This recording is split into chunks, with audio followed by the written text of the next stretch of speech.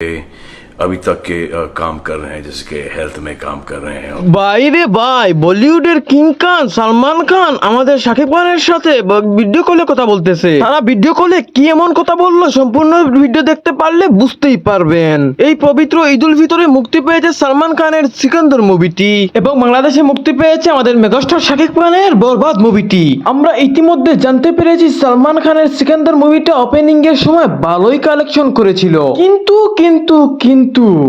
এরপর থেকে এটার কালেকশন একেবারেই কমে গেছে, কেননা সালমান খানের সিকান্দার মুভিটি পাইরেসিতে যুক্ত হয়ে গেছে। এখন ফুল এইচডি ওয়েবসাইটের মধ্যে পাওয়া যাচ্ছে, এই কারণে সিকান্দার মুভিটির বড় ধরনের ক্ষতি হয়ে যাচ্ছে। সো দর্শক, এবার আসি বাংলাদেশের মেগাস্টার শাকিব খানের বরবাদ মুভিটি নিয়ে। বরবাদ মুভিটি বাংলাদেশের এই ঈদের রিলিজ পাওয়ার পর 120টি সিনেমা হল দখল করে রেখেছে এই মেগাস্টার শাকিব খানের বরবাদ মুভিটি।